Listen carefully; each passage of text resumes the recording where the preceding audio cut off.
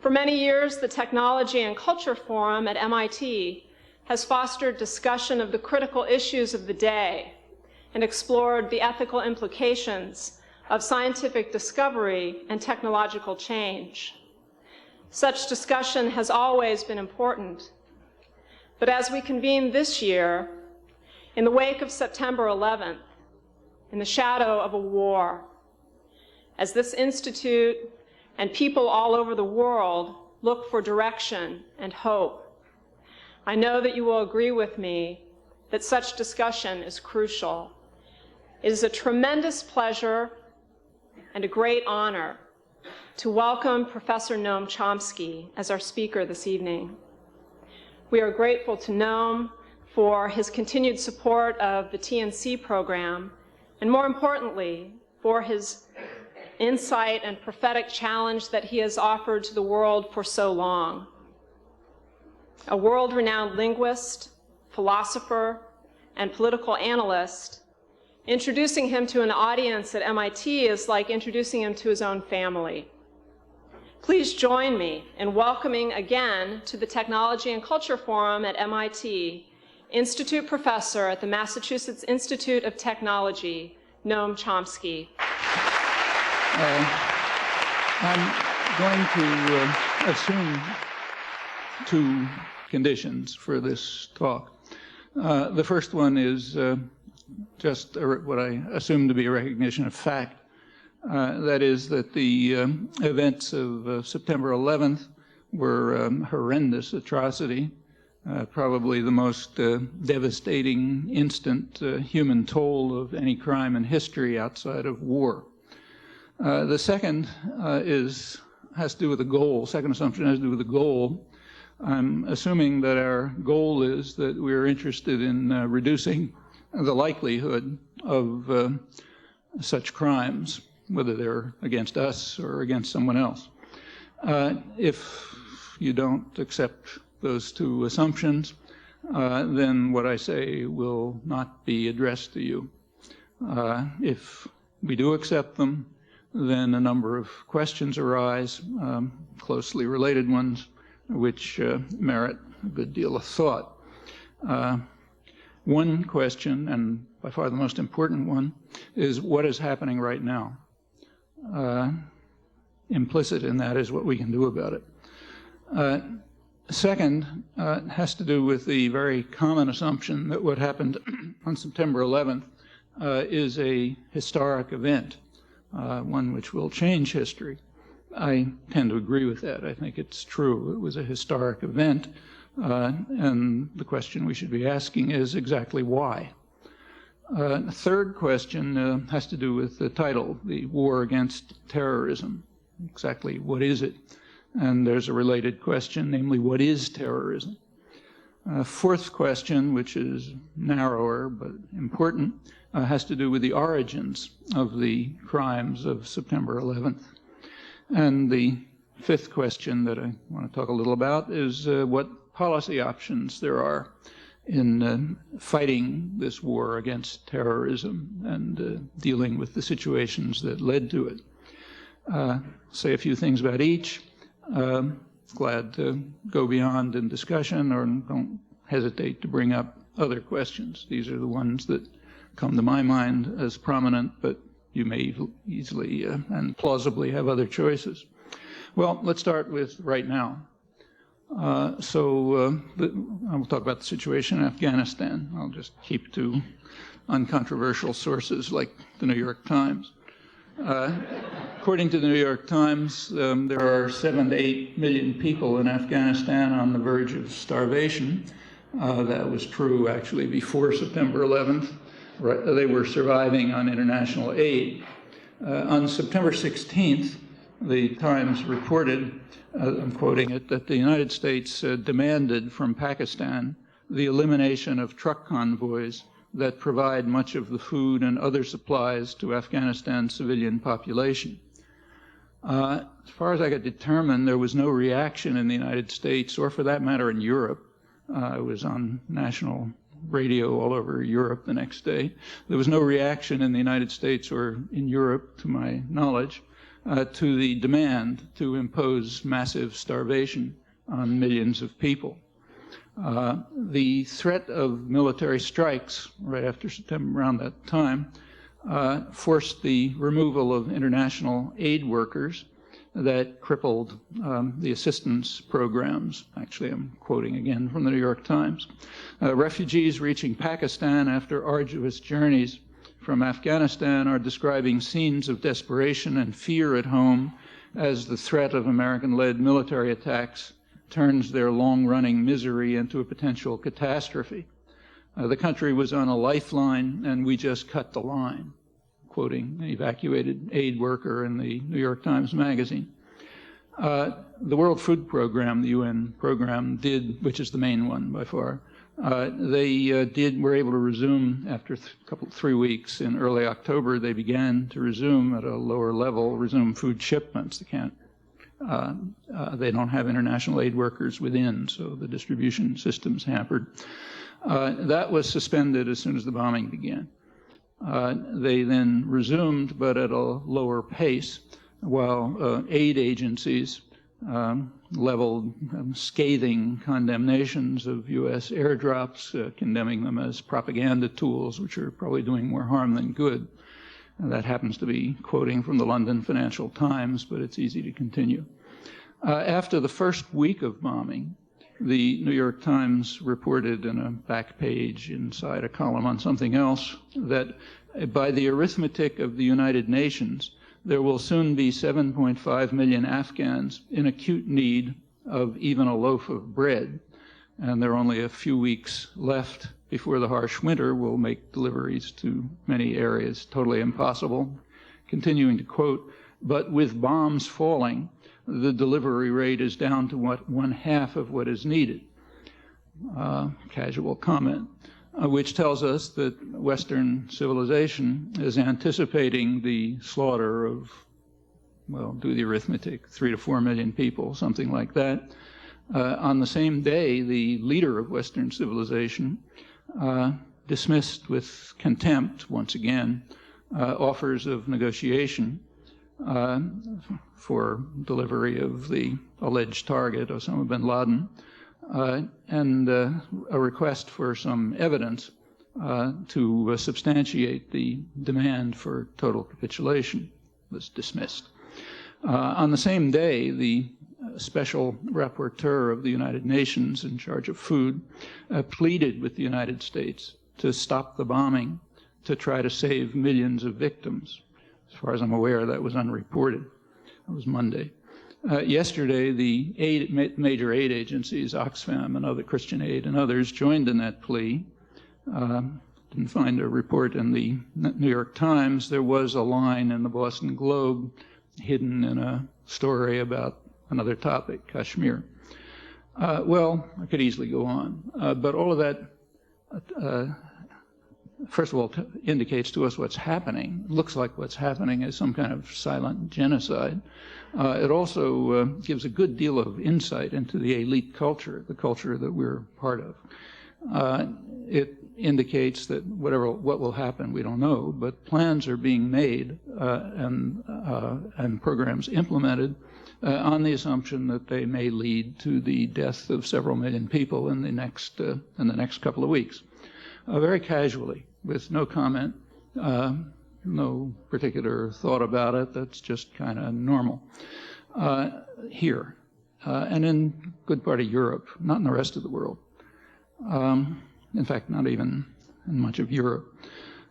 So if you read the Irish press or the press in Scotland, say, that close, reactions are very different. Well, that's what's happening now. What's happening now is very much under our control. We can do a lot to affect what's happening, and that's roughly it. Let's turn to the slightly more abstract questions, forgetting for the moment that we're in the midst of apparently trying to murder 3 or 4 million people. Not Taliban, of course, they're victims. Let's go back, turn to the question of the historic event that took place in September 11th. And as I said, I think that's correct. It was a historic event. Not, unfortunately, because of its scale. Unpleasant to think about, but in terms of the scale, it's not that unusual. I did say it's the worst, probably the worst instant human toll of any crime, and that may be true. But there are terrorist crimes with effects a bit more drawn out that are much more extreme, unfortunately. Nevertheless, it's a historic event because there was a change. The change was the direction in which the guns were pointing. That's new, radically new. So it takes a U.S. history. The last time that the national territory of the United States was under attack, or for that matter, even threatened, was when the British burned down Washington in 1814. There have been many it was common to bring up Pearl Harbor, but that's not a good analogy. The Japanese, whatever you think about it, the Japanese bombed military bases in 2 U.S. colonies, not the national territory. Colonies which had been taken from their inhabitants in not a very pretty way. This is the national territory that's been attacked on a large scale. You can find a few fringe examples, but this is unique. During these close to 200 years, we, the United States, expelled or mostly exterminated the indigenous population, it's many million people, conquered half of Mexico, carried out depredations all over the region, Central America, sometimes beyond, conquered Hawaii and the Philippines, killing several 100,000 Filipinos in the process. Since the Second World War, it's extended its reach around the world in ways I don't have to describe, but it was always killing someone else. The fighting was somewhere else. It was others who were getting slaughtered, not here, not the national territory. In the case of Europe, the change is even more dramatic because its history is even more horrendous than ours. We are an offshoot of Europe, basically. For hundreds of years, Europe has been casually slaughtering people all over the world. That's how they conquered the world, not by handing out candy to babies. During this period, Europe did suffer murderous wars, but that was European killers murdering one another. The main sport of Europe for hundreds of years was slaughtering one another. The only reason it came to an end in 1945 had nothing to do with democracies not making war on each other and other fashionable notions. It had to do with the fact that everyone understood that the next time they play the game, it's going to be the end for the world. Because the Europeans, including us, had developed such massive weapons of destruction that game just has to be over. And it goes back hundreds of years. I mean, in the 17th century, about probably 40% of the population of Germany was wiped out in one war.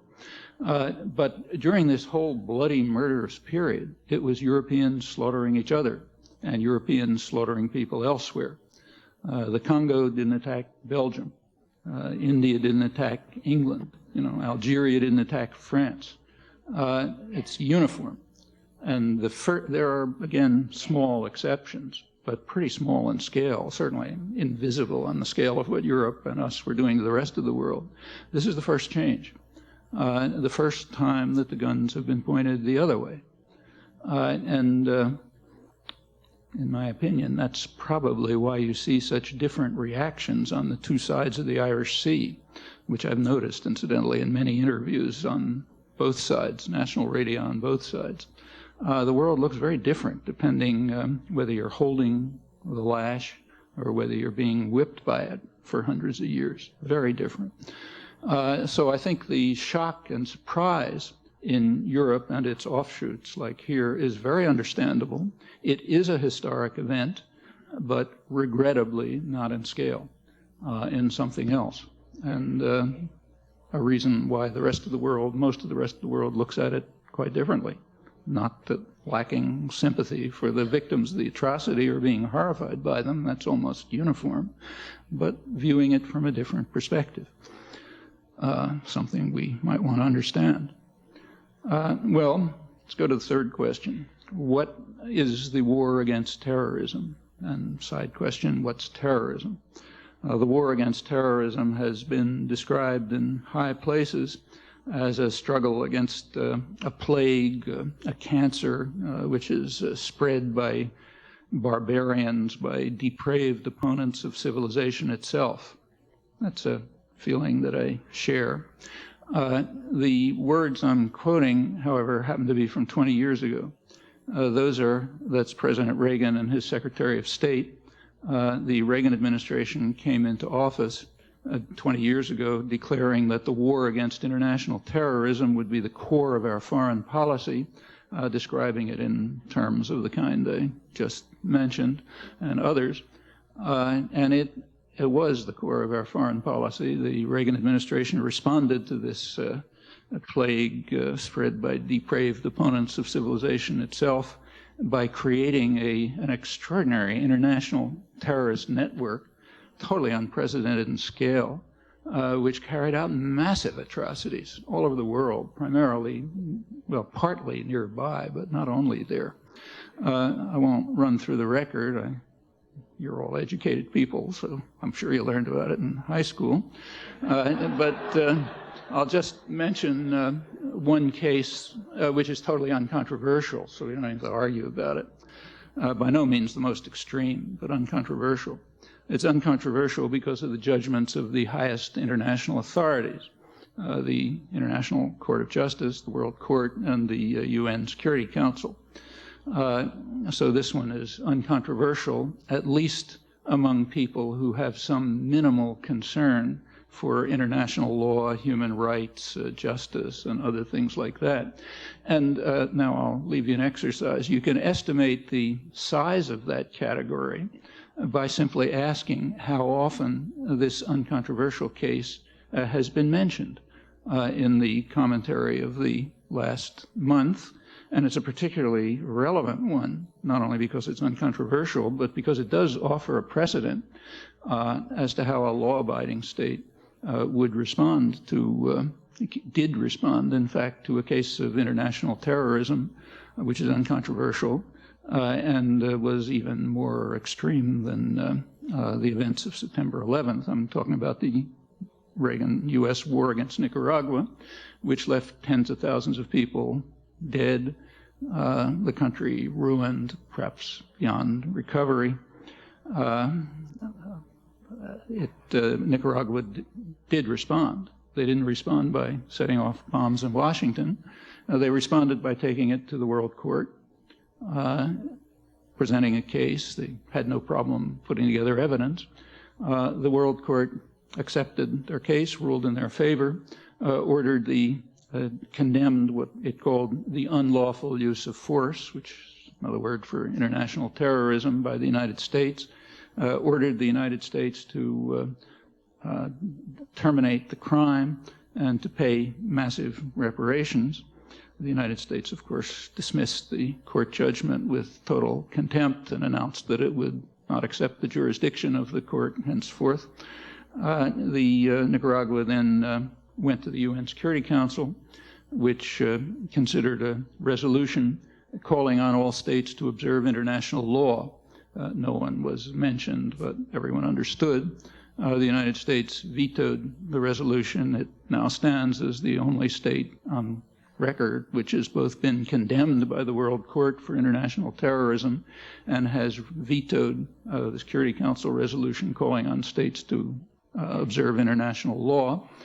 Nicaragua then went to the General Assembly, where there's technically no veto, but a negative U.S. vote amounts to a veto. It passed a similar resolution with only the United States, Israel, and El Salvador opposed. The following year, again, this time the United States could only rally Israel to the cause, so 2 votes opposed to observing international law. At that point, Nicaragua couldn't do anything lawful. It tried all the measures. They don't work in a world that is ruled by force. This case, I would say, is uncontroversial, but it's by no means the most extreme. It's also we gain a lot of insight into our own culture and society and what's happening now by asking how much we know about all this and how much we talk about it, how much you learn about it in school, how much it's all over the front pages. And this is only the beginning. The United States responded to the World Court and the Security Council by immediately escalating the war very quickly. That was a bipartisan decision, incidentally. The terms of the war were also changed. For the first time, there were official orders given, to the terrorist army to attack what are called soft targets, meaning undefended civilian targets, and to keep away from the Nicaraguan army. They were able to do that because the United States had total control of the air over Nicaragua and was able to, the mercenary army was supplied with advanced communication equipment. It wasn't a guerrilla army in the normal sense, and could get instructions about the disposition of Nicaraguan army forces so they could attack agricultural collectives, health clinics, and so on, soft targets with impunity. Those were the official orders. Now, what was the reaction? It was known, and there was a reaction to it. The policy was regarded as sensible by left liberal opinion. So Michael Kinsley, who represents the left in mainstream discussion, wrote an article in which he said that we shouldn't be too quick to criticize this policy, as Human Rights Watch had just done. He said a sensible policy must meet the test of cost-benefit analysis. That is, and I'm quoting now, an analysis of the amount of blood and misery that will be poured in and the likelihood that democracy will emerge at the other end. Democracy, as the U.S. Understands the term, which is graphically illustrated in the surrounding countries. Notice that it's axiomatic that the United States, U.S. elites have the right to conduct the analysis and to pursue the project if it passes their tests. And it did pass their tests. It worked.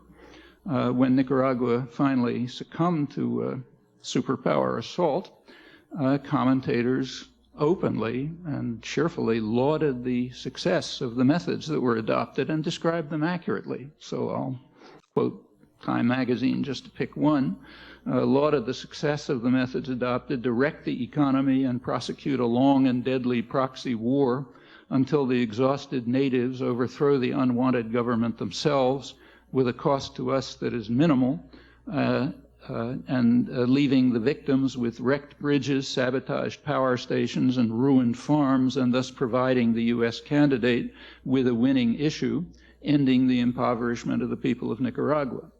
The New York Times had a headline saying, "Americans united in joy at this outcome."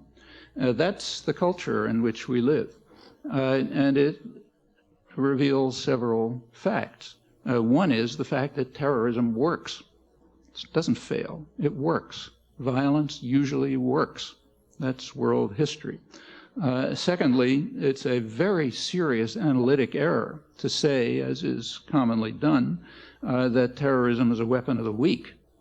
Like other means of violence, it's primarily a weapon of the strong, overwhelmingly, in fact.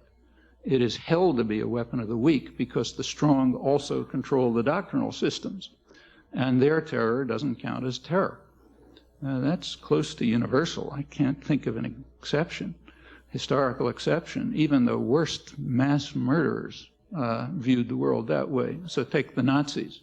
They weren't carrying out terror in occupied Europe. They were protecting the population from the terrorism of the partisans. And like other resistance movements, there was terrorism. The Nazis were carrying out counter-terror. Furthermore, the United States essentially agreed with that. After the war, the U.S. Army did extensive studies of Nazi counter-terror operations in Europe. First, I should say that the U.S. picked them up and began carrying them out itself, often against the same targets, the former resistance. But the army, the military also studied the Nazi methods, published interesting studies, sometimes critical of them because they were inefficiently carried out. So it was a critical analysis of, they didn't do this right, didn't do that right. But those methods, with the advice of Wehrmacht officers who were brought over here, became the manuals of counterinsurgency, of counterterror, of low-intensity conflict, as it's called, and are the manuals and are the procedures that are being used. So it's not just that the Nazis did it, it's that it was regarded as the right thing to do by the leaders of Western civilization, that is us, who then proceeded to do it themselves. Terrorism is not the weapon of the weak.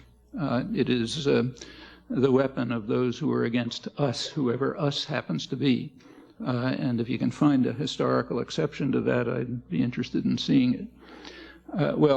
An interesting indication of the nature of our culture, our high culture, is the way in which all of this is regarded. One way it's regarded is just suppressing it, so almost nobody's ever heard of it. And the power of American propaganda and doctrine is so strong that even among the victims it's barely known. I mean, when you talk about this to people in Argentina, you have to remind them before they say, "Oh yeah, that happened. We forgot about it." It's deeply suppressed. The sheer consequences of monopoly of violence can be very powerful in ideological and other terms. One illuminating aspect of our own attitude toward terrorism, ours, is the reaction to the idea that Nicaragua might have the right to defend itself. Actually, I went through this in some detail with database searches and that sort of thing. The idea that Nicaragua might have the right to defend itself was considered outrageous. There is virtually nothing in mainstream commentary indicating that Nicaragua might have that right. And that fact was exploited by the Reagan administration and its propaganda in an interesting way. Those of you who were around at that time will remember that they periodically floated rumors that the Nicaraguans were getting MiG jets from Russia. At that point, the Hawks and the Doves split. The Hawks said, "Okay, let's bomb them." The Doves said, "Wait a minute, let's see if the rumors are true. And if the rumors are true, then let's bomb them. Because they're a threat to the United States."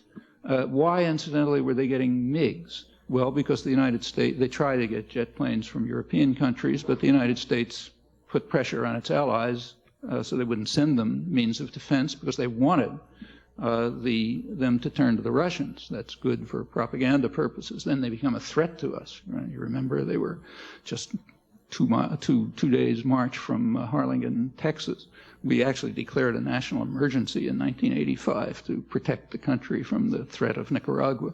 And it stayed in force. But so it was much better for them to get arms from the Russians. Well, why would they want jet planes? Well, for the reasons that I already mentioned.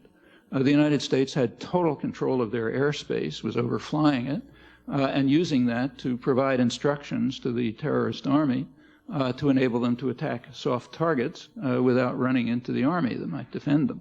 So therefore, and everyone knew that that was the reason. They're not going to use their jet planes for anything else. But the idea that Nicaragua should be permitted to defend its airspace against a superpower attack that is directing terrorist forces to attack undefended civilian targets, that was considered in the United States outrageous, and uniformly so. Exceptions are so slight, I can practically list them. I don't suggest that you take my word for this. Have a look. Includes our own senators, incidentally. Another illustration of how we regard terrorism is happening right now. The U.S. has just appointed an ambassador to the United Nations to lead the war against terrorism a couple of weeks ago. Who is he? Well, his name's John Negroponte. He was the U.S. ambassador in the fiefdom, which is what it is, of Honduras in the early 1980s. There was a little fuss made about the fact that he must have been aware, as he certainly was, of the large-scale murders and other atrocities that were being carried out by the security forces in Honduras that we were supporting, but that's a small part of it. As proconsul of Honduras, as he was called there, he was the local supervisor for the terrorist war based in Honduras, for which his government was condemned by the World Court, and then the Security Council in a vetoed resolution. And he was just appointed as a UN ambassador to lead the war against terror. Another small experiment you can do is check and see what the reaction was to this. Well, tell you what you're going to find, but find it for yourself. That tells us a lot about the war against terrorism and about ourselves. After the United States took over the country again under the conditions that were so graphically described by the press, the country is totally, it was pretty much destroyed in the 1980s, but it's totally collapsed since. In every respect, just about economically, it's declined sharply since the U.S. takeover, democratically in every other respect. It's now the second poorest country in the hemisphere. I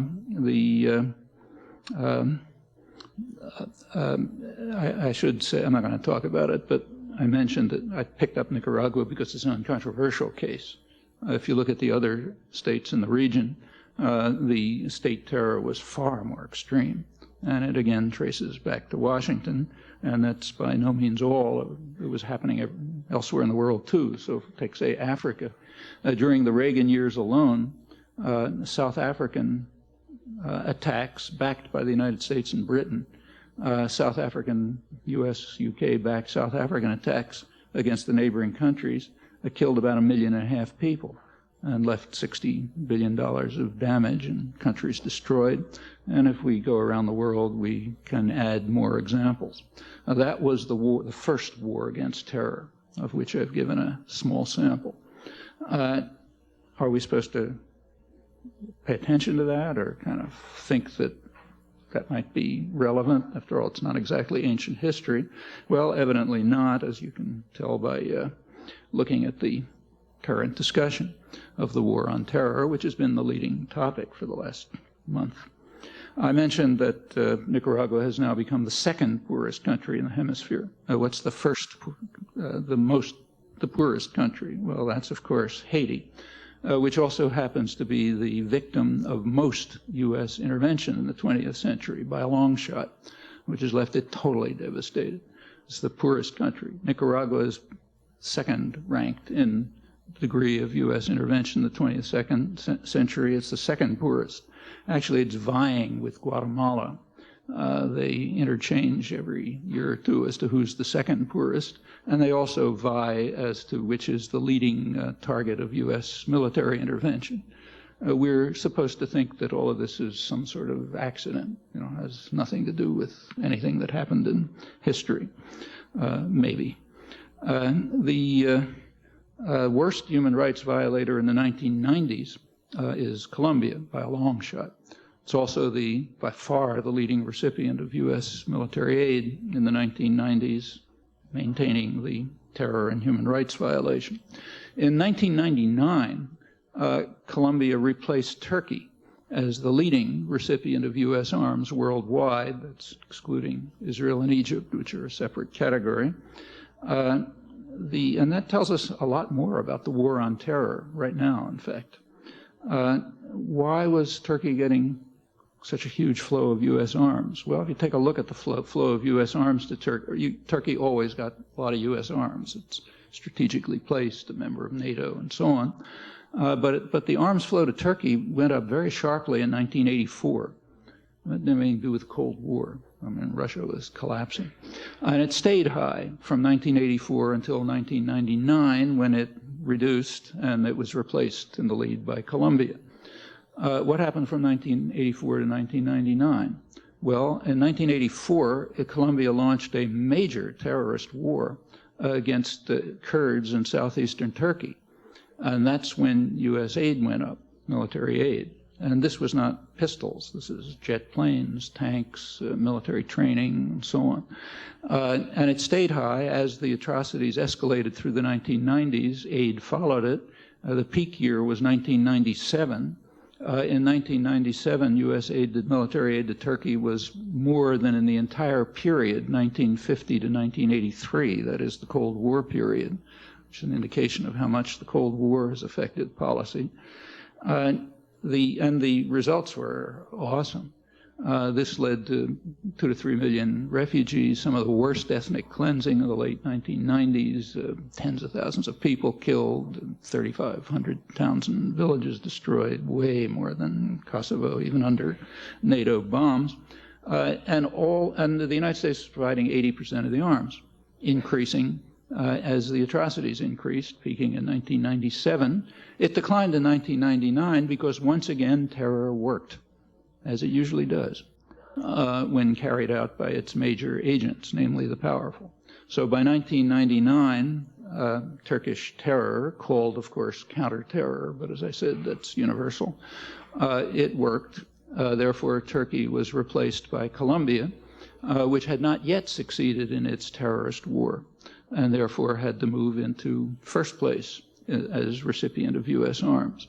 Well, what makes this all particularly striking is that all of this was taking place right in the midst of a huge flood of self-congratulation on the part of Western intellectuals, which probably has no counterpart in history. I mean, you all remember, it was just a couple of years ago. Massive self-adulation about how for the first time in history, we are so magnificent that we're standing up for principles and values and dedicated to ending inhumanity everywhere and the new era of this and that and so on and so forth. And we certainly can't tolerate atrocities right near the borders of NATO. That was repeated over and over. Only within the borders of NATO, where we can not only tolerate much worse atrocities, but contribute to them. Well, another insight into Western civilization and our own is how often this was brought up.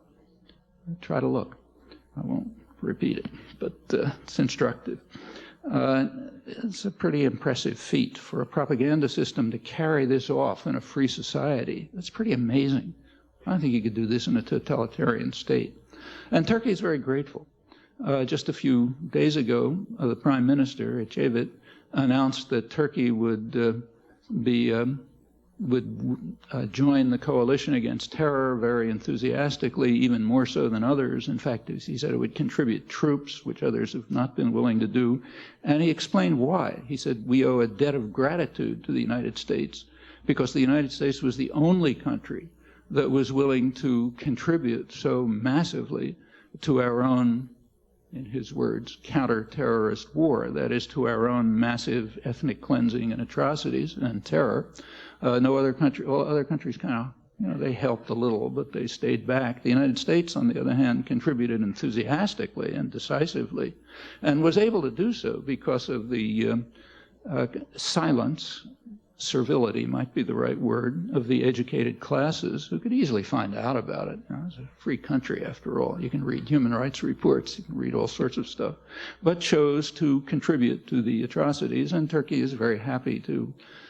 They owe us a debt of gratitude for that, and therefore will contribute troops, just as during the war in Serbia, Turkey was very much praised for using its F-16s, which we supplied it, to bomb Serbia, exactly as it had been doing with the same planes against its own population up until the time when it finally succeeded in crushing internal terror, as they called it. And as usual, as always, resistance does include terror. It's true of the American Revolution. In fact, it's true of every case I know. Just as it's true that those who have a monopoly of violence talk about themselves as carrying out counter-terror. Well, that's pretty impressive.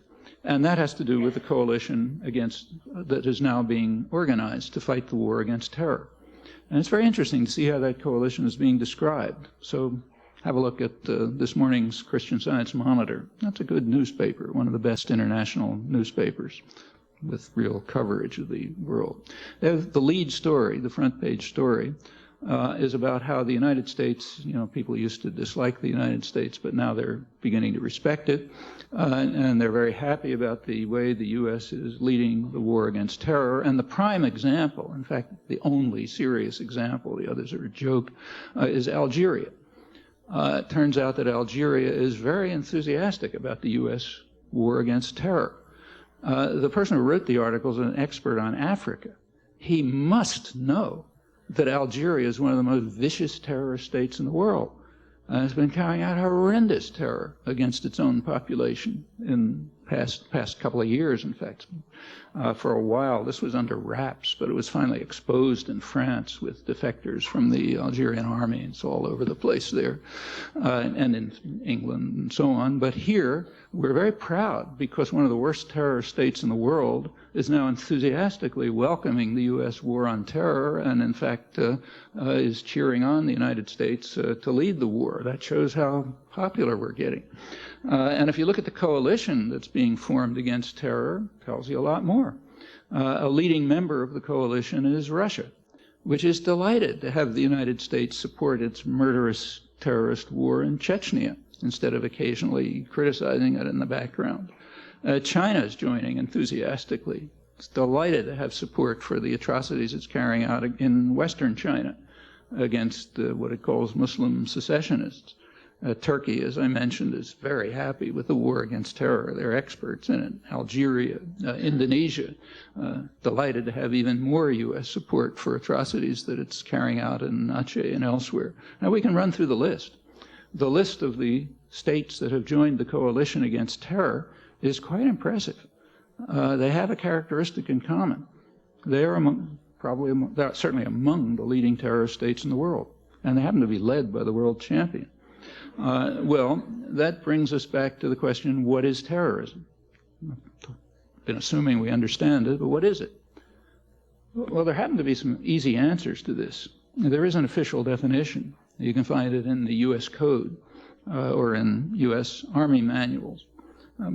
Brief statement of it taken from a U.S. Army manual is fair enough, is that terror is the calculated use of violence or the threat of violence to attain political or religious ideological goals through intimidation, coercion, or instilling fear.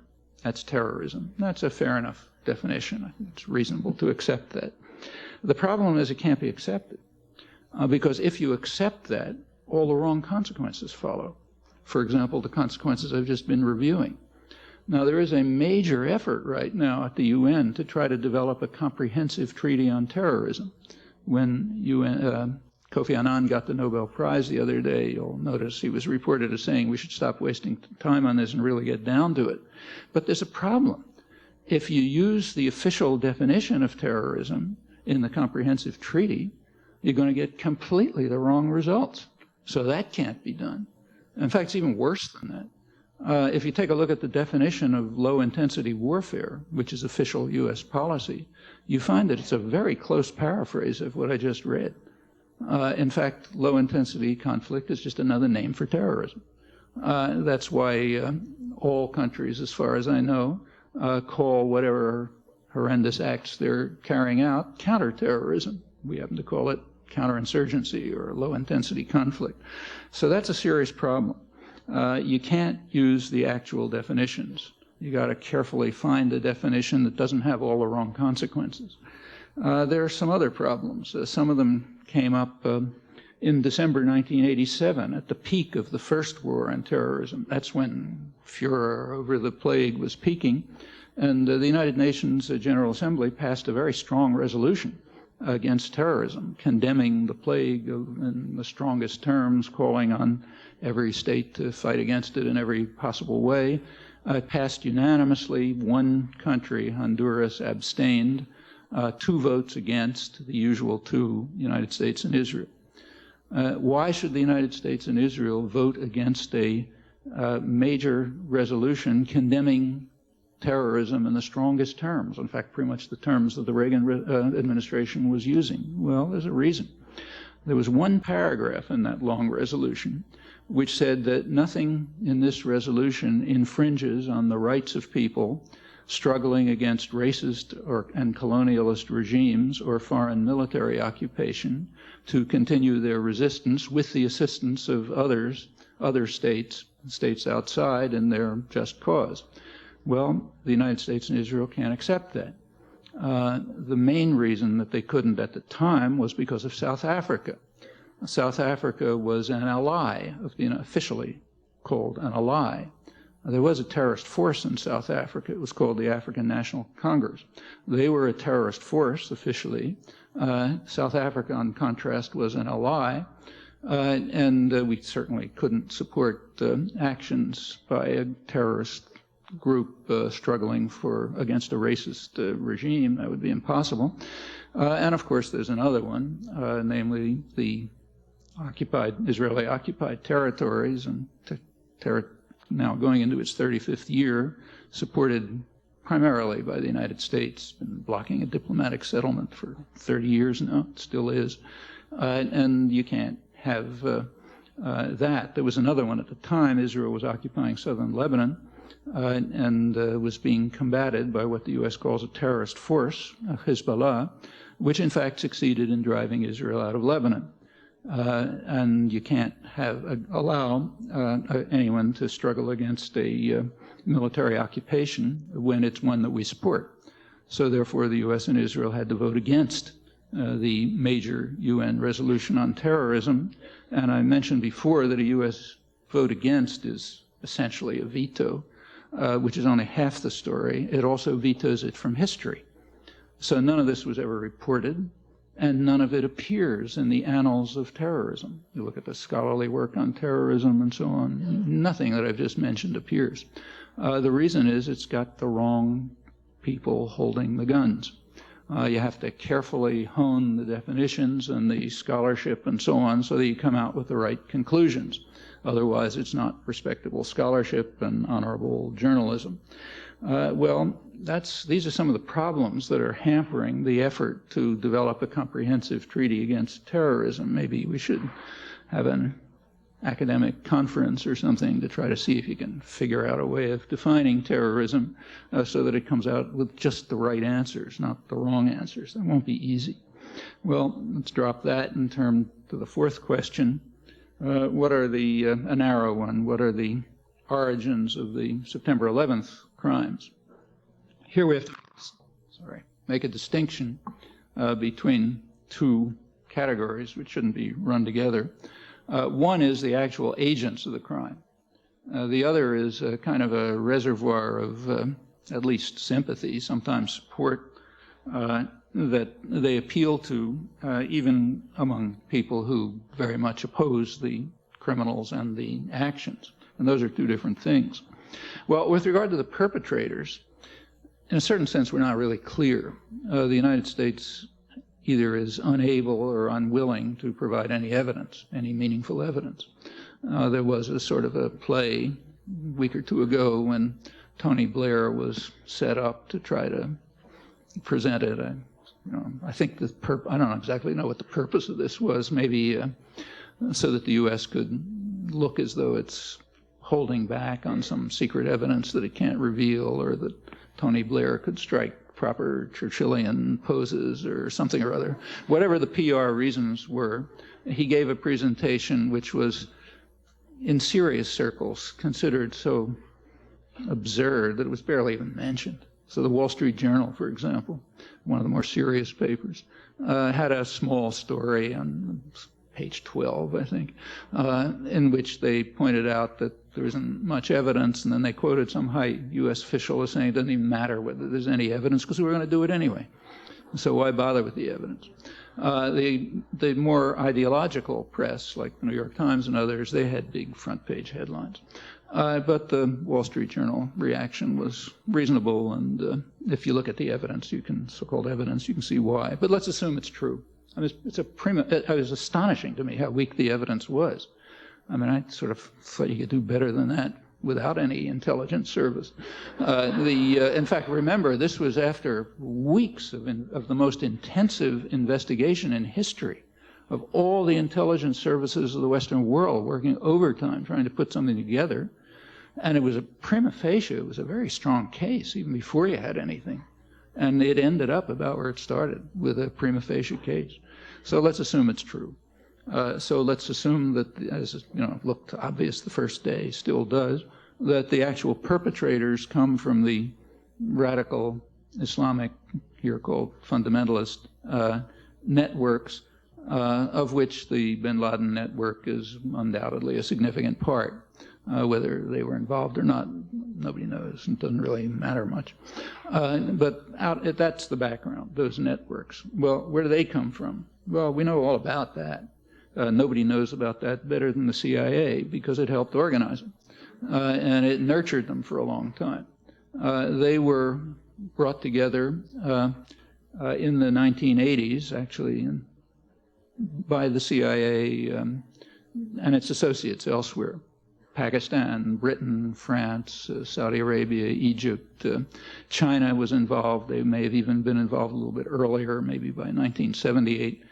The idea was to try to harass the Russians, the common enemy. According to President Carter's national security advisor, Zbigniew Brzezinski, the U.S. got involved in mid-1979. You remember, just to put the dates right, that Russia invaded Afghanistan in December 1979. Okay. According to Brzezinski, the U.S. support for the Mujahideen fighting against the government began in 6 months earlier, and he's very proud of that. He says we drew the Russians into, in his words, an Afghan trap by supporting the Mujahideen, getting them to invade, getting into the trap. Then we could develop this terrific mercenary army, not a small one, maybe 100,000 men or so, bringing together the best killers they could find, who were radical Islamist fanatics from around North Africa, Saudi Arabia, anywhere they can find them. They're often called the Afghanis, but many of them, like bin Laden, were not Afghans. They were brought by the CIA and its friends elsewhere. Whether Brzezinski is telling the truth or not, I don't know. He may have been bragging. He's apparently very proud of it, knowing the consequences, incidentally. But maybe it's true. We'll know someday if the documents are ever released. Anyway, that's his perception. By January 1980, it's not even in doubt. The U.S. was organizing the Afghanis and this massive military force to try to cause the Russians maximal trouble. It was a legitimate thing for the Afghans to fight the Russian invasion, but the U.S. intervention was not helping the Afghans. In fact, it helped destroy the country and much more. The Afghanis, so-called, had their own. It did force the Russians to withdraw, finally, although many analysts believe it probably delayed their withdrawal because they were trying to get out already. Anyway, whatever, they did withdraw. Meanwhile, the terrorist forces that the CIA was organizing, arming, and training, were pursuing their own agenda right away. It was no secret. One of their first acts was in 1981 when they assassinated the president of Egypt, who was one of the most enthusiastic of their creators. In 1983, one suicide bomber, who may or may not have been connected, it's pretty shadowy, nobody knows, but one suicide bomber drove the U.S. Army military out of Lebanon. And it continued. They have their own agenda. They're happy, the U.S. was happy to mobilize them to fight its cause. But meanwhile, they're doing their own thing, and they were very clear about it. After 1989, when the Russians had withdrawn, they simply turned elsewhere.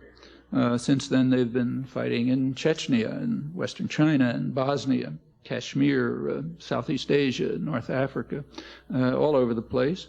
They're telling us just what they think. I mean, the United States wants to silence the one free television channel in the Arab world because it's broadcasting a whole range of things, from Powell over to Osama bin Laden. So the U.S. is now joining the repressive regimes of the Arab world to try to shut it up. But if you listen to it, if you listen to what bin Laden says, it's worth it. I mean, there are plenty of interviews. And there are plenty of interviews by leading Western reporters, if you don't want to listen to his own voice, Robert Fisk and others. And what he's been saying is pretty consistent for a long time. He's not the only one, though maybe he's the most eloquent. It's not only consistent over a long time, it's consistent with their actions. So there's every reason to take it seriously. Their prime enemy is what they call the corrupt and oppressive, authoritarian, brutal regimes of the Arab world.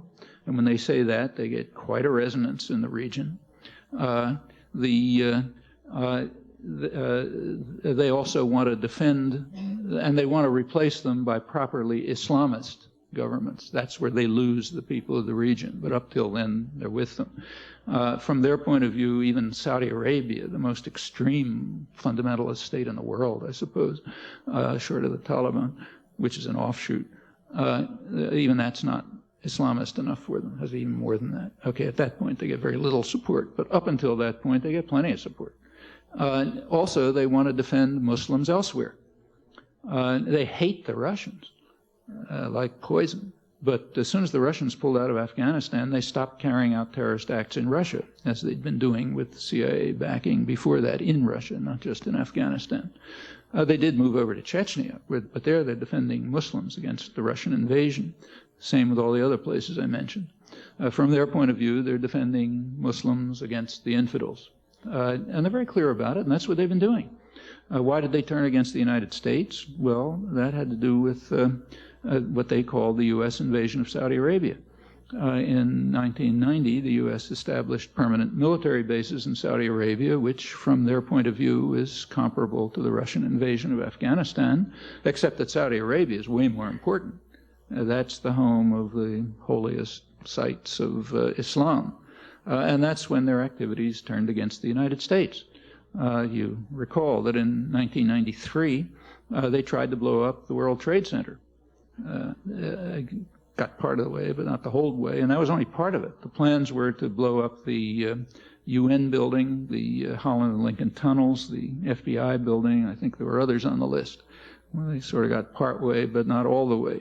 The person who was jailed for that, finally, among the people who was jailed, was an Egyptian cleric who had been brought into the United States over the objections of the Immigration Service, thanks to the intervention of the CIA, which wanted to help out their friend.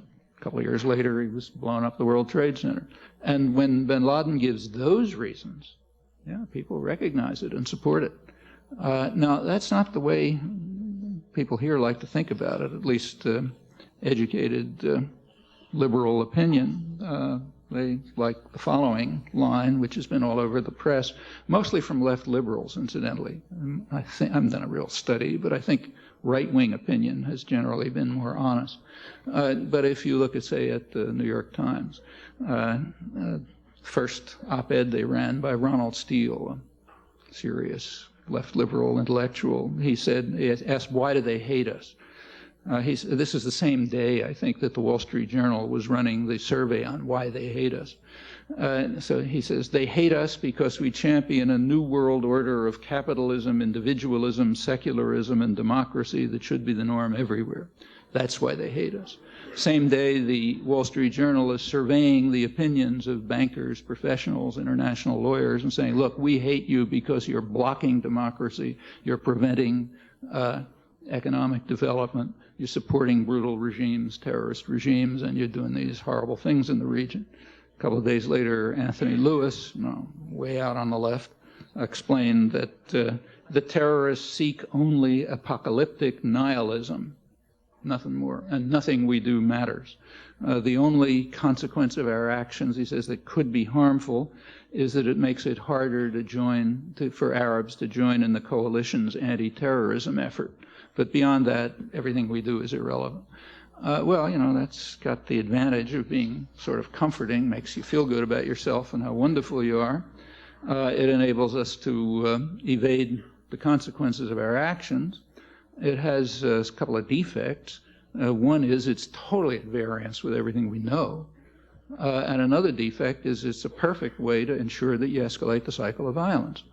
If you want to live with your head buried in the sand and pretend they hate us because they're opposed to globalization, that's why they killed Sadat 20 years ago and fought the Russians and tried to blow up the World Trade Center in 1993. And these are all people who are right in the midst of what the corporate globalization. But if you want to believe that, yeah, comforting. And it's a great way to make sure that violence escalates. That's tribal violence. You did something to me, I'll do something worse to you. I don't care what the reasons are, and we just keep going that way. That's a way to do it. Pretty much straight left liberal opinion. What are the policy options? Well, there are a number. A narrow policy option from the beginning was to follow the advice of really far-out radicals like the Pope, and Vatican immediately said, look, it's a horrible terrorist crime. In the case of a crime, you try to find the perpetrators, you bring them to justice, you try them, you don't kill innocent civilians. Like if somebody robs my house and I think the guy who did it is probably in a neighborhood across the street, I don't go out with an assault rifle and kill everybody in that neighborhood. You know, that's not the way you deal with a crime, whether it's a small crime like this one or a really massive one like the U.S. terrorist war against Nicaragua and even worse ones and others in between. And there are plenty of precedents for that. In fact, I mentioned a precedent, Nicaragua, a lawful state, a law-abiding state, which is why, presumably why we had to destroy it, which followed the right principles. Now, of course, it didn't get anywhere because it was running up against a power that wouldn't allow lawful procedures to be followed. But if the United States tried to pursue them, nobody would stop it. In fact, everyone would applaud. And there are plenty of other precedents. When the IRA set off bombs in London, which was a pretty serious business, Britain could, apart from the fact that it was unfeasible, let's put that aside, one possible response would have been to destroy Boston, which is the source of most of the financing, and of course to wipe out West Belfast. Well, you know, quite apart from feasibility, it would have been criminal idiocy. The way to deal with it was pretty much what they did. You know, find the perpetrators, bring them to trial, and look for the reasons. Because these things don't come out of nowhere. You know, they come out of something. And whether it's a crime in the streets or a monstrous terrorist crime or anything else, there's reasons. And usually if you look at the reasons, some of them are legitimate and ought to be addressed. Independently of the crime, they ought to be addressed because they're legitimate. And that's the way you deal with it. There's many such examples. But there are problems with that. One problem is that the United States does not recognize the jurisdiction of international institutions, so it can't go to them. It has rejected the jurisdiction of the World Court. It's refused to ratify the International Criminal Court. It's powerful enough to set up a new court if it wants, so that wouldn't stop anything. But there's a problem with any kind of a court, namely you need evidence. You go to any kind of court, you're going to need some kind of evidence, not Tony Blair talking on television. And that's very hard. It may be impossible to find. You know, it could be that the people who did it killed themselves. These are nobody knows this better than the CIA. These are decentralized, non-hierarchic networks. They follow a principle that's called leaderless resistance. That's the principle that's been developed by the Christian right terrorists in the United States. It's called leaderless resistance. You have small groups that do things, they don't talk to anybody else. There's a kind of a general background of assumptions, and then you do it. Actually, people in the anti-war movement are very familiar with this. We just call it affinity groups. If you assume correctly that whatever your group you're in is being penetrated by the FBI, when something serious is happening, you don't do it in a meeting. You do it with some people you know and trust, an affinity group. And then it doesn't get penetrated. That's one of the reasons why the FBI has never been able to figure out what's going on in any of the popular movements. And other intelligence agencies are the same. They can't, you know. That's leaderless resistance, or affinity groups and decentralized networks are extremely hard to penetrate. And it's quite possible that they just don't know. When Osama bin Laden claims he wasn't involved, that's entirely possible. In fact, it's pretty hard to imagine how a guy in a cave in Afghanistan who doesn't even have a radio or a telephone could have planned a highly sophisticated operation like that. Chances are it's part of the background, you know, like other leaderless resistance terrorist groups, which means it's going to be extremely hard to find evidence. The U.S. doesn't want to present evidence because it wants to be able to do it, to act without evidence. That's a crucial part of the reaction. You'll notice that the U.S. did not ask for Security Council authorization, which they probably could have gotten this time, not for pretty reasons, but because the other permanent members of the Security Council are also terrorist states. They are happy to join a coalition against what they call terror, namely in support of their own terror. Like Russia wasn't going to veto it, they love it. You So the U.S. probably could have gotten Security Council authorization, but it didn't want it. And it didn't want it because it follows a long-standing principle, which is not George Bush. It was explicit in the Clinton administration, articulated, and goes back much further, and that is that we have the right to act unilaterally. We don't want international authorization because we act unilaterally. And therefore, we don't want it. We don't care about evidence. We don't care about negotiation. We don't care about treaties. We're the strongest guy around, you know, toughest thug on the block. We do what we want. Authorization is a bad thing, and therefore must be avoided. There's even a name for it in the technical literature. It's called establishing credibility. You have to establish credibility. That's an important factor in many policies. It was the official reason given for the war in the Balkans, and the most plausible reason. You want to know what credibility means? Ask your favorite mafia don. I'll explain to you what credibility means. And it's the same in international affairs, except, you know, it's talked about in universities. You do it with big words and that sort of thing. But it's basically the same principle. And it makes sense, and it usually works.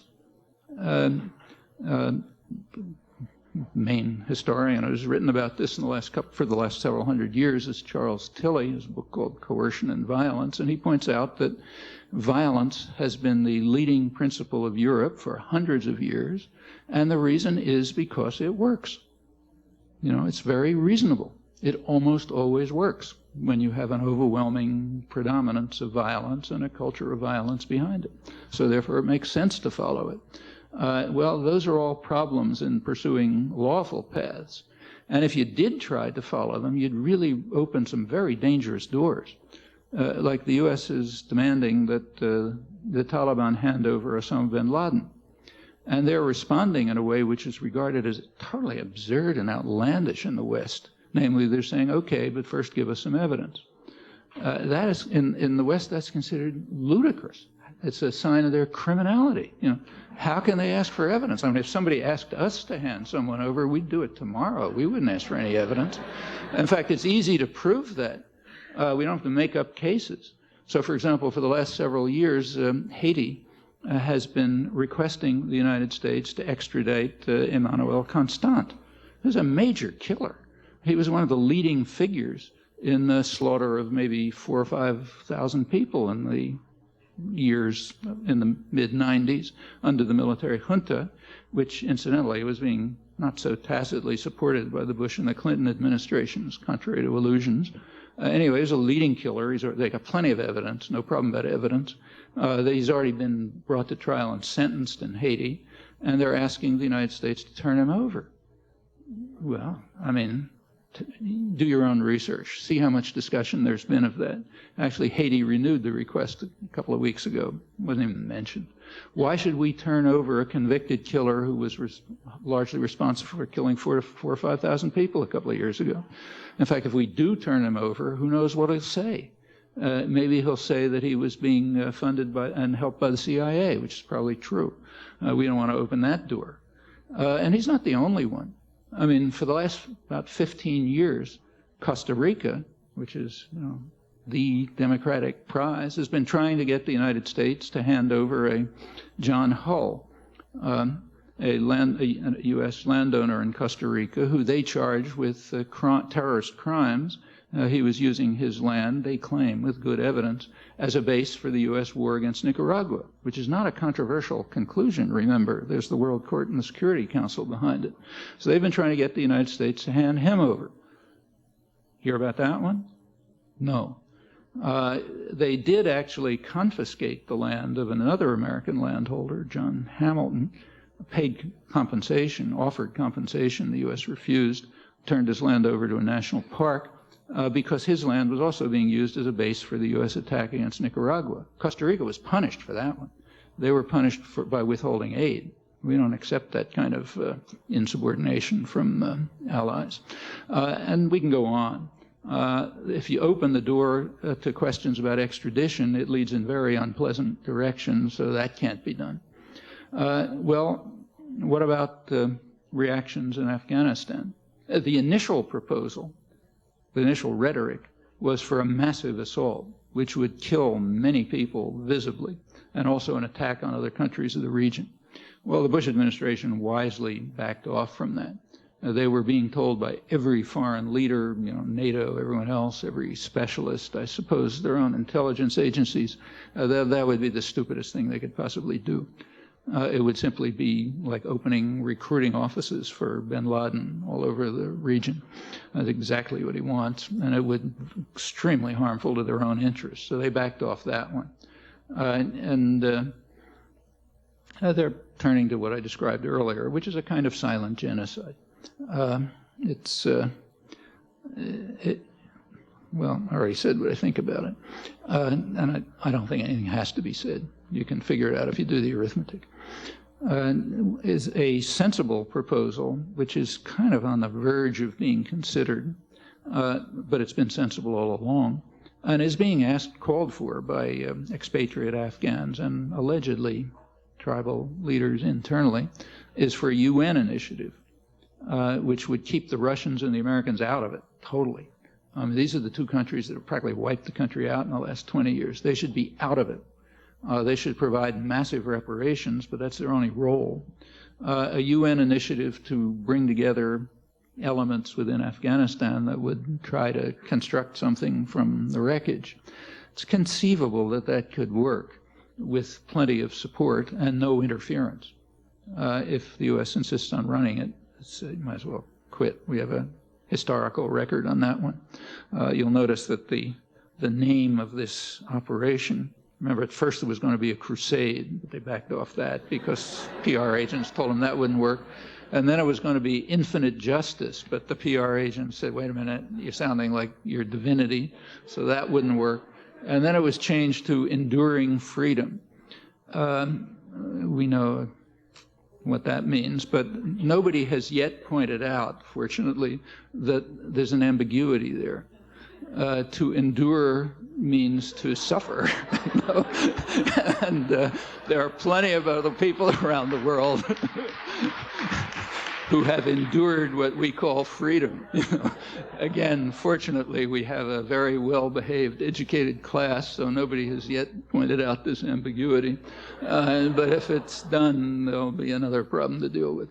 But if we can back off enough so that some more or less independent agency, maybe the UN, maybe credible NGOs, can take the lead in trying to reconstruct something from the wreckage with plenty of assistance, and we owe it to them, then maybe something would come out. Beyond that, there are other problems. We certainly want to reduce the level of terror, certainly not escalate it. There's one easy way to do that, and therefore it's never discussed, namely stop participating in it. That would automatically reduce the level of terror enormously, but that you can't discuss. Well, we ought to make it possible to discuss it. So that's one easy way to reduce the level of terror. Beyond that, we should rethink the kinds of policies, and Afghanistan's not the only one, in which we organize and train terrorist armies. That has effects. We're seeing some of the effects now. September 11th is one. Rethink it. Rethink the policies that are creating a reservoir of support. Exactly what the bankers and lawyers and so on are saying in places like Saudi Arabia, and on the streets it's much more bitter, as you can imagine. That's possible. Those policies aren't graven in stone. And furthermore, there are opportunities.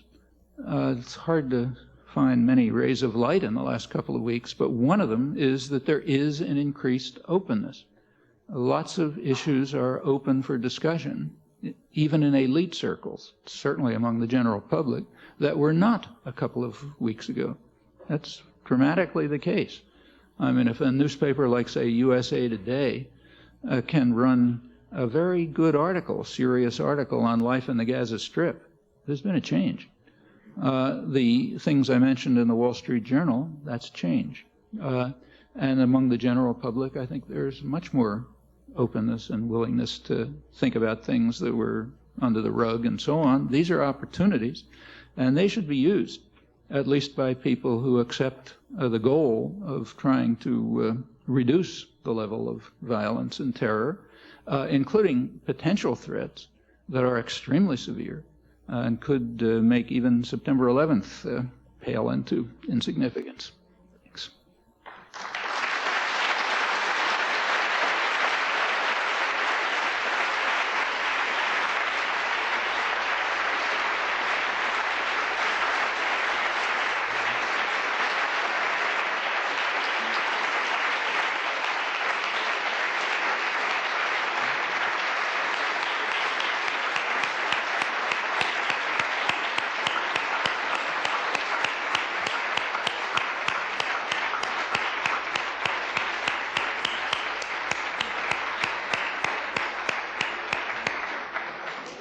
We invite those of you who have questions to use the microphones in the aisles, and we'll just go back and forth from one mic to the next. Professor Chomsky, a few days ago, our president at a news conference announced a new program to help provide food to the children of Afghanistan. Even Peter Jennings of ABC News sort of hinted that that was a touch of propaganda spurred on by bipartisan complaints that bin Laden was winning the propaganda war worldwide. Are you aware of any organizations that we would do best funneling money that we would like to donate to help increase the food supply in that country? Oh yeah, plenty. There are plenty of organizations. I mean, the World Food Program, Oxfam, Christian Aid, Save the Children. There are lots of bona fide organizations. I mean, Oxfam's right here in Boston. You know, you don't have to go very far. And they do very serious, honest work. They can't do it now because the way to get food in is to truck it in. Dropping food by air is almost meaningless. Every aid organization has pointed this out. The World Food Program, which is the main one and the most serious one, they've pointed out, I don't think it's been reported here, but it's all over the British press or Financial Times and others, that if you want, they said they might consider airdrops, but if you do, you have to prepare it. You have to prepare an area so that, and it has to be a safe area. You don't want to draw people to places where there's mines all over the place or something like that. So you prepare a safe area. You have people there who are going to pick up the food and distribute it to the people who need it, to the sick, to children, to women, you know, the people who aren't going to get it if you drop food all over. You have to have people there who'll give it to the people who need it. It has to be organized. There has to be information saying it's safe to come here. The worst way to do it, which probably causes more harm than good, is just to drop packages around. Who knows what the effects are, even if anyone gets it. But trucking is the right way, is way beyond, and that has been pretty much either stopped or cut back because of the threat of bombing. That's why the UN and the aid agencies are pleading with the United States to stop the bombing while there's still some people alive there. And yes, there are organizations right here in Boston and elsewhere which you certainly can give to, and should. You know, this is a major catastrophe. Professor Chomsky, thank you for coming tonight, and I know we're all honored to have you here. I wanted to go back to something you said at the beginning of your speech. You mentioned this silent genocide that you blame America for, or will blame America in the coming weeks. I know that you don't believe that America put these Afghan people on the brink of starvation in the first place. You may ascribe that to the world economy. There are many reasons why these people were on the brink of starvation in the first place. So certainly you don't blame America for putting them in the position. Second of all, I thought it was conspicuously absent from your discussion any mention of blaming the Taliban, which could end this genocide that you mentioned by simply turning over Osama bin Laden to an international court. They could end it immediately, and that was conspicuously absent from your discussion. Also, you also mentioned, by analogy, you said that if there were a madman who were down the street, it would be wrong for us to turn assault rifles on our neighbors and to shoot everyone without knowing where he is. I suggest that your analogy is perhaps flawed, and I'd like to pose another one if you'd humor me. Instead of a madman, a killer, being down the street, who knows where, we know exactly where he is. Let's say he's taken over a large mansion. We don't know which room he's in, but the family that lives there has said that they will take up arms and oppose law enforcement from entering the home to obtain this known criminal. Now, how would the government react to a home in this situation? They might cut the power, they might cut the gas, they would probably cut the water. Perhaps they would threaten that if these persons were to aid and abet the criminals and prevent law enforcement from entering the home, to take them into incarceration. Perhaps, in fact, violent means would be threatened against these people. How do you respond to this hypothetical? And also, my own hypothetical, it's dealing with a house. It's not a country, it's not a sovereign nation. All hypotheticals and analogies are flawed in this way. And so we're dealing here with a serious problem. 6,000 people are dead. If we turn to economic retaliation, if we turn to economic sanctions, certainly the poor Afghan people will be hurt first and foremost by economic sanctions. So I know you're opposed to that. You're obviously opposed to military sanctions. So having ruled out economic and military sanctions, I don't suppose spitballs would be in order. Well, I already gave you the answer to what I think we ought to do, but let's go through your questions. First of all, you said I blame America, and that is false. I blame you, and I blame me, and I blame the rest of us who are allowing this to happen right in front of our eyes. That's not blaming America. Secondly, when you say that the United States had nothing, that it's the world economy that had to do with Afghanistan, that's just not true. Afghanistan has always been in a very poor place, and there are many reasons for its current straits, but two primary ones are called Russia and the United States. Russia and the United States in the 1980s practically destroyed the place, not to help the Afghans.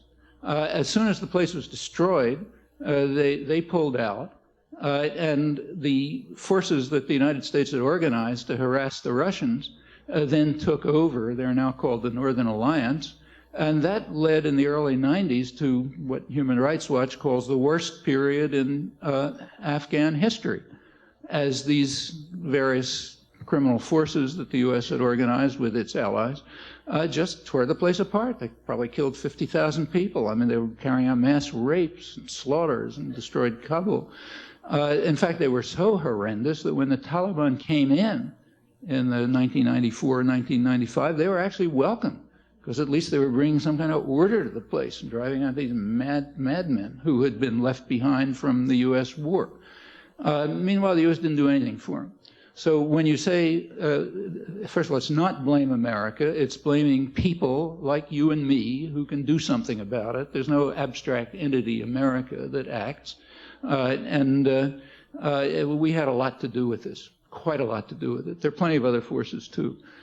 You say the Taliban could solve the problem by just handing them over to the Taliban could solve a lot of problems by disappearing. I'm sure, I've been strongly in favor of that for a long time. However, I have no way of making them disappear. See, like, suppose we were in Russia in the 1980s, somebody could have, some dissident was criticizing the Russian invasion. Well, a commissar could have stood up and said, look, why are you criticizing the Russian invasion? Why aren't you criticizing what the Afghans are doing to each other? Yeah, that's a standard commissar line. We know what to think about it. You and I are responsible for what you and I can do and what we do. We have no moral responsibility for what other people do that we can't affect. We may hate it, but we can't do anything about it. Like, we could have a discussion right now about the crimes of Genghis Khan, and we might be correct about it. It would have no moral value whatsoever. It might have some historical value. Same with the crimes that are going on in Sri Lanka, Can't think of anything to do about them, fine, then have an academic seminar, but don't think it has any moral value. When you tell me what the Taliban can do, it's exactly the same. The moral value of that is zero. Yeah, they could do a lot of things. For example, one thing they could do is what you said, turn him over to a third party. Oh, the problem with that is the U.S. has refused to allow it. Now, are they serious in that offer that's been going on for a couple of weeks? Well, we don't know. Because every time the offer is made, George Bush stands up and says, we're not going to talk to you. We're not going to negotiate with you. We don't want them turned over. It has nothing to do with how rotten the Taliban are. Yeah, they're rotten. A lot of rotten things in the world. We should be, if we're serious, we should be concerned with what we do and what we can do. If there's an elementary moral truism, that's it. People don't understand that. They're just not in the moral universe. What about your analogy? So let's say there's a killer in a house, and incidentally, nobody knows where he is. First of all, they don't even know that he's the person. Notice they don't have any evidence against him. I mean, there's evidence that his networks are in the background. Yeah, that's almost certainly true, although no evidence is presented. Like I said, it's prima facie plausible. But they don't know that it's him. He may be telling the truth when he says he wasn't involved, and there's some reason to believe it. In fact, a good deal of the foreign press and commentators believe it, because it just doesn't seem credible that he could have carried it out or initiated it. So they don't know that he's the perpetrator, and they don't know where he is. They haven't a clue where he is. So let's pick your house analogy, if you like. You say that there are people there who are going to defend him. Are those the 7 to 8 million Afghans who we're trying to starve to death? Are they defending him? No, they're his victims. They're not defending him. The people we're killing are innocent Afghans, not people who are defending Osama bin Laden. They're the victims of the Taliban. They're the ones we're attacking. The analogy you made is an interesting case, and you could talk about it in some seminar. It's got nothing to do with this.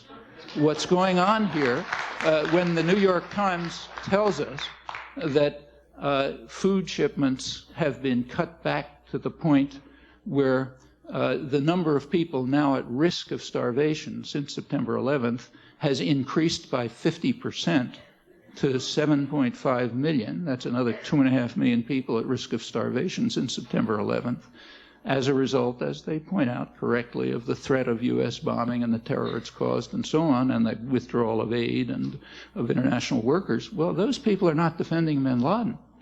Those are perfectly innocent civilians who have nothing to do with it, except that they're victims of the Taliban, who we, meaning you and I, not some abstract entity, are consciously acting to murder. Okay? If we can't face that, we have no right talking about this problem. I'm wondering what you think U.S. interests in the region are in terms of oil in general and also specifically in the war. And also, I know you won't want to answer this question, but what do you think the chances of us living for one more year are? Well, actually, it's not an unreasonable question. I mean, one of the reasons why the Bush administration drew back from its initial plans to have a massive visible slaughter was the concern that throughout the region, this would have extremely disruptive effects. For example, it might lead to a revolution, to a Taliban-style revolution in Pakistan. Pakistan has nuclear weapons. Taliban-style revolution, which, we don't know how far away that is. If you take a look at the Gallup poll in Pakistan, whatever it means in Pakistan, I'm not sure. The latest one showed about, I think, 3% of the population supporting the United States, and namely all the ones that were quoted in the newspapers, and like about 85% opposing the war against Afghan civilians. Well, who knows where that's going to go? And suppose it spread to Saudi Arabia. Saudi Arabia is it's a brutal, oppressive regime, sponsored by the United States since its origins, very strongly disliked by much of its population or even hated. Because of the oppression in these countries, there has been an opening to radical Islamists as a way of reacting when they're blocked from political participation. That's well known. All right, suppose those forces happen to take control in Saudi Arabia. Now we're talking about major nuclear war. That's the source of the major energy reserves in the world. The United States will never let that happen. I mean, I don't think any of this is going to happen, but, it's not that remote. On your first question, and that's why the Bush administration backed off, certainly, and are now trying to follow a very delicate line.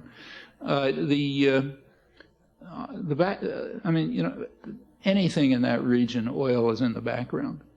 I mean, if there wasn't oil, if it wasn't the major energy reserve of the world, the West would pay as much attention to it as they do the Congo.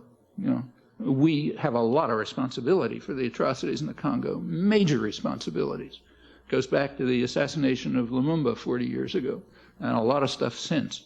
So when you just talk about those savages killing each other, remember, we, and I don't mean an abstract America, I mean nice folks like us, including me, we have a lot of responsibility for it, big responsibility. But nobody's trying to do anything about it, because there isn't that much at stake in terms of, profit and power and so on. Plenty of resources, but we'll get them later after they kill each other. In the case of the major energy reserves of the world, it's a different story. They happen to be in the Gulf region, primarily in Saudi Arabia, secondarily in Iraq. A lot of natural gas in other countries, and in Central Asia. It's not at the level of the Gulf, but it's substantial. And anything that's done, that's somewhere in the background. Now, there's a lot of speculation now that the reason the U.S. is fighting in Afghanistan is because of oil pipelines that they want to put through and that sort of thing. I think that's pretty implausible. I mean, it's in the background, undoubtedly, but it can't be the reason. I mean, if it were the reason, why didn't they do it a year ago or 2 years ago when Unocal also wanted to build a pipeline? I mean, it can't be the immediate reason. It's all over the internet. You see it everywhere, lots of speculation. And what is being said is not false. I mean, there are concerns about, the so-called new great game, it's sometimes called, the effort to try to, of imperial powers to try to control this region the way the Russians and the British did, 100 years ago. And yeah, that's going on, and there's a lot of jockeying for power. Who's going to get control of getting the gas and oil out of the Central Asia region? The U.S. wants to make sure its corporations do it, not the Russians, not the Iranians, and a lot of interplays.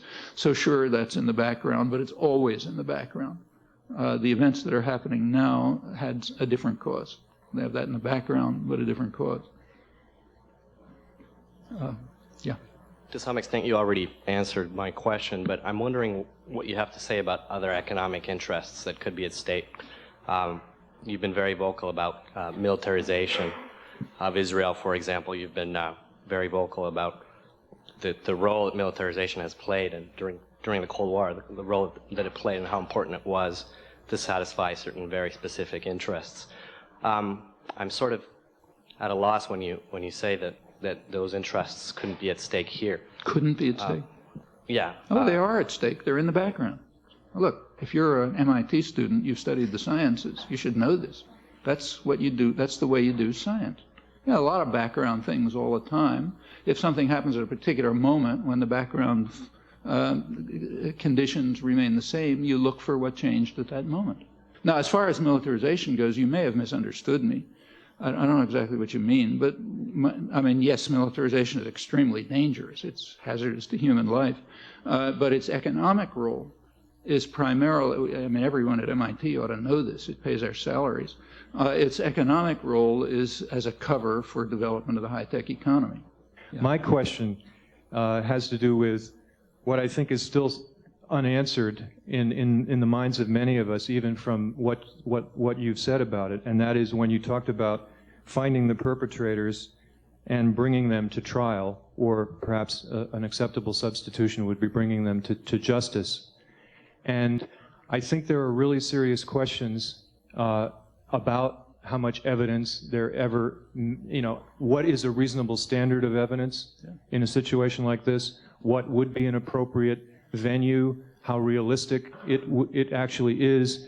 And I would like you specifically to please address, I would guess you've read the article that Richard Falk wrote in the October 29th issue of The Nation, where he argues for that this is a case of a just war. If there is a case for a just war since the Second World War, this would be it. And he argues for limited ends and limited means. I mean, somebody carried it out, okay? If you can't find out who did it, you can't punish anybody. That's just a fact. You can't find out who did it, you can't punish anyone.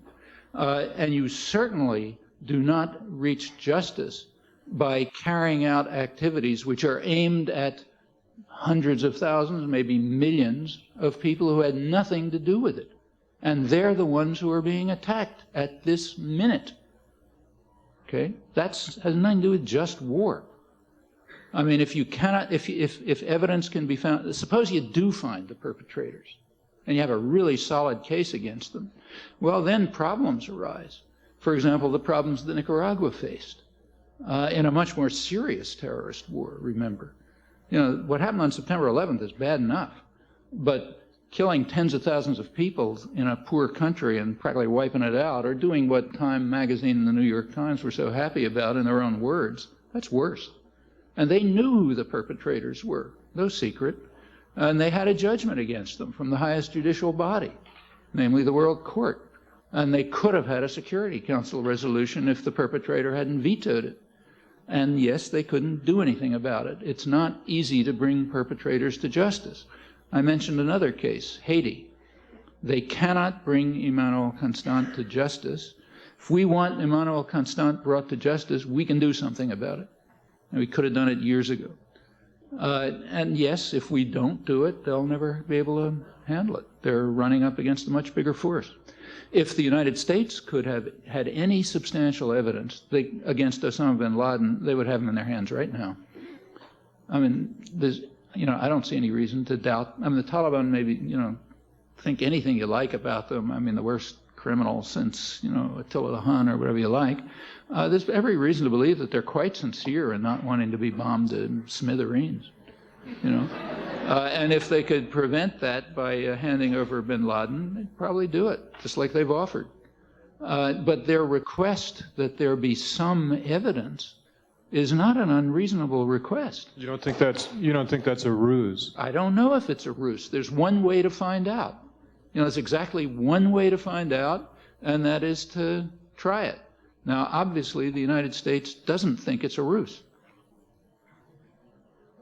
If otherwise, they would try it. And when they see, well, they're not handing them over, okay, then you proceed. But they don't want to take that chance.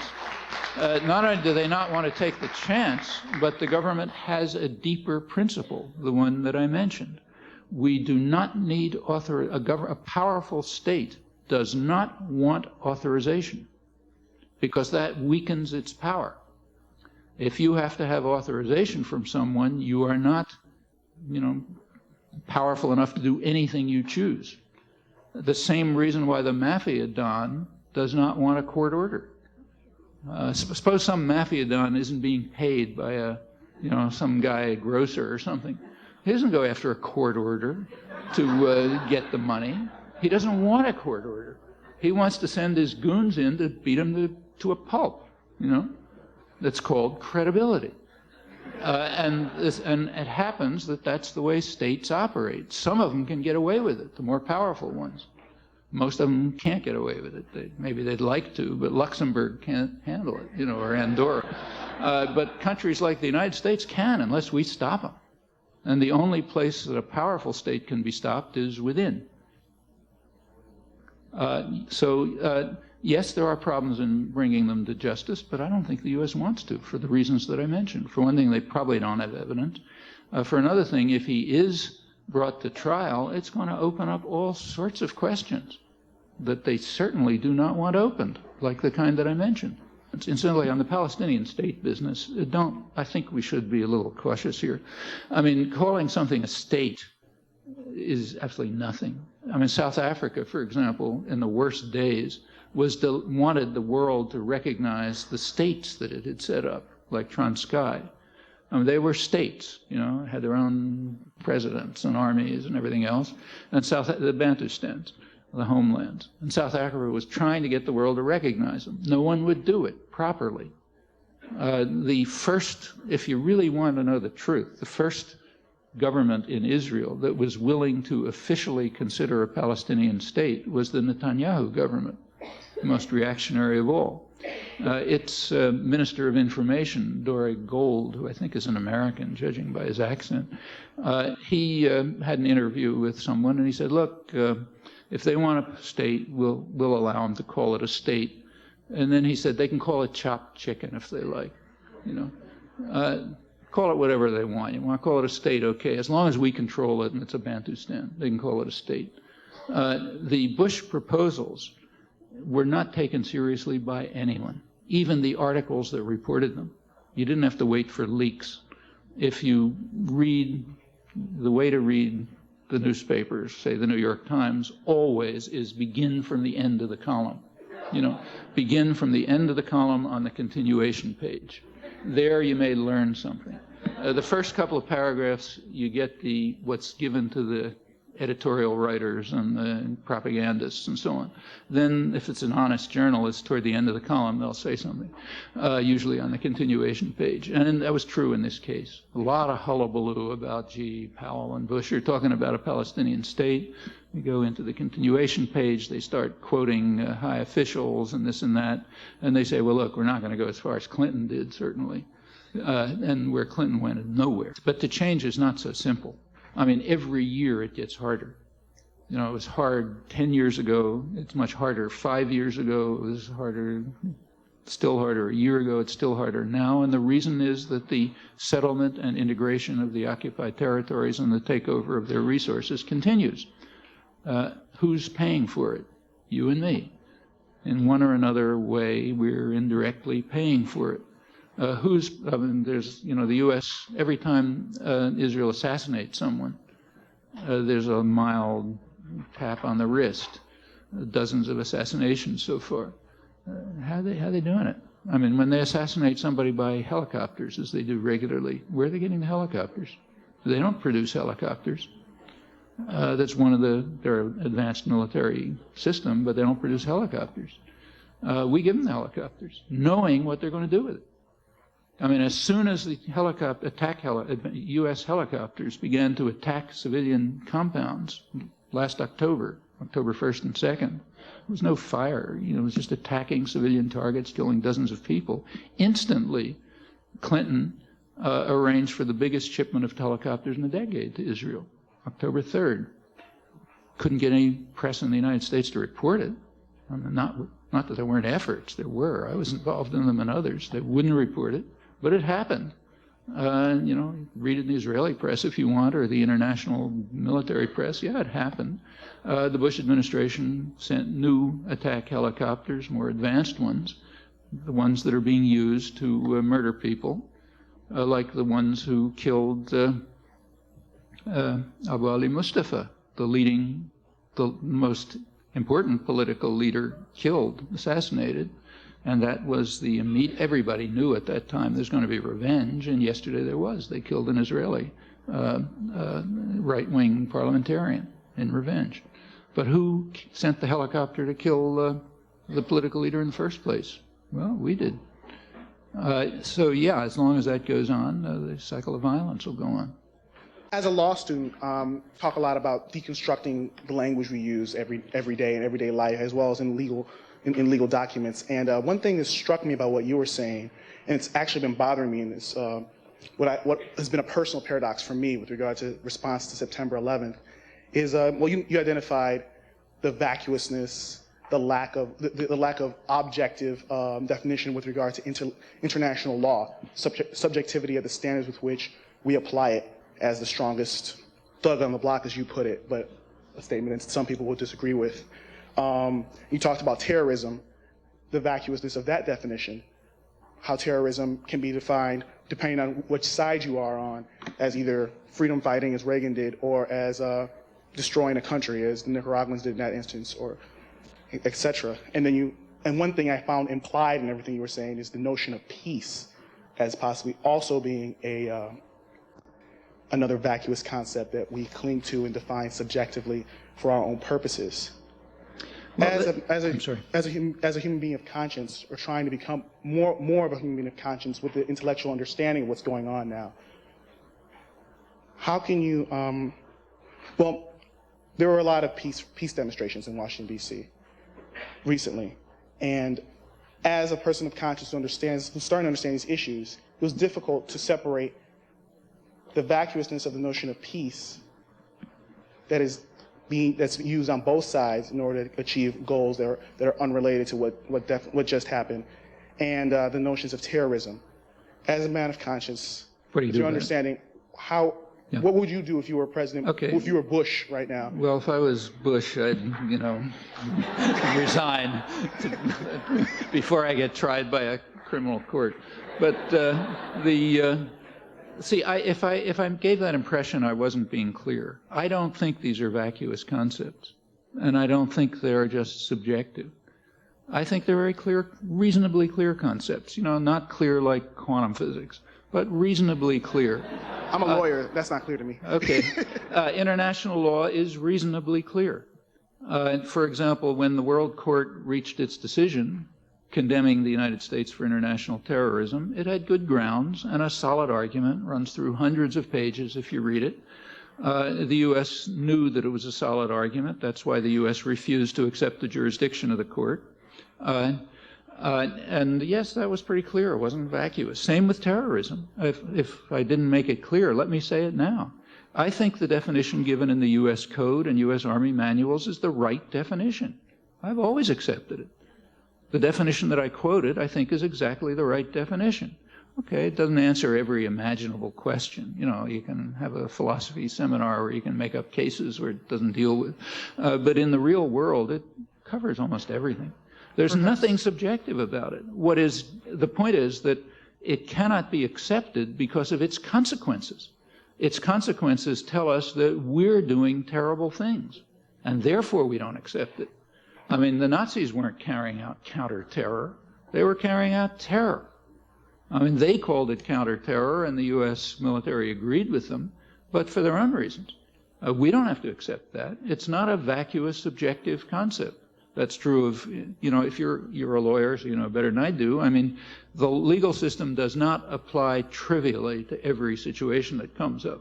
That's why judges have to think. You know. But nevertheless, it's a framework. You know. Sometimes you think it's a wrong framework, so you change the laws. But it's a framework.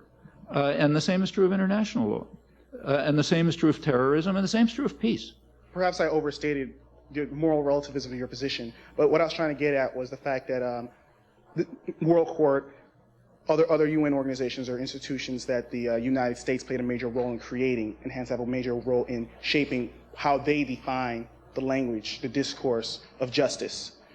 If that's the case, and you see these institutions can't hold up in the face of something that affects the United States, or change their stances in the face of what affects the United States, then what would you do in that situation if you were President of the United States, understanding you have a political imperative to seek retribution? Well, see, if I can restate your question, let's put it this, see if I get it wrong.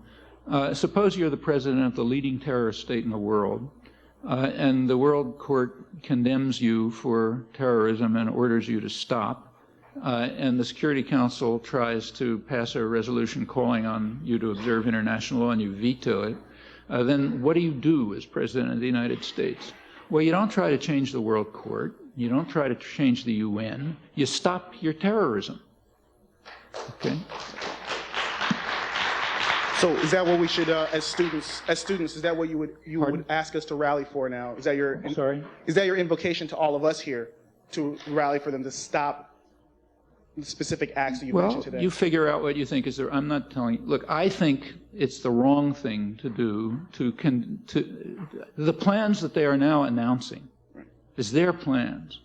Their assumptions are that what they're doing may very well kill a couple of million innocent people in Afghanistan. Okay, I happen to think that's wrong. If somebody else thinks it's right, okay. I think it's wrong, terribly wrong, in fact, monstrous, and I think we ought to do something about it. Thank you.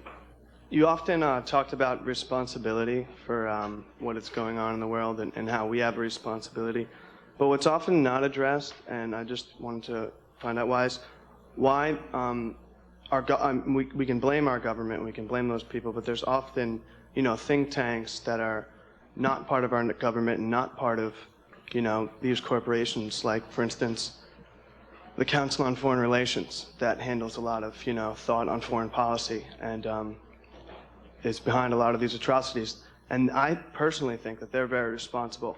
And how come they're not very much addressed as having the responsibility? Well, look, I mean, there are lots of powerful institutions, and that means that the choice of action is determined often in secret in terms of interests of those powers and so on. Yeah, we know that, and we should. How do we deal with it? Well, two levels. One level is a long-term level. Try to erode the concentrated power and make the country more free and democratic. Okay, that's one long-term objective. What do you do in a particular case? You know, you're not going to save a couple of million Afghans by trying to dismantle the Council on Foreign Relations or corporations or anything else. With all the concentration of power and centralization of authority, it still is true that there's a tremendous range of action open to us, which can influence policy within these structures. That would be true even if it was a totalitarian state. It's certainly true in a more free and democratic society. Thank you very much. On behalf of the 2,000 people listening here at MIT and the many others listening on the World Wide Web, I'd like to thank Professor Chomsky for being with us tonight.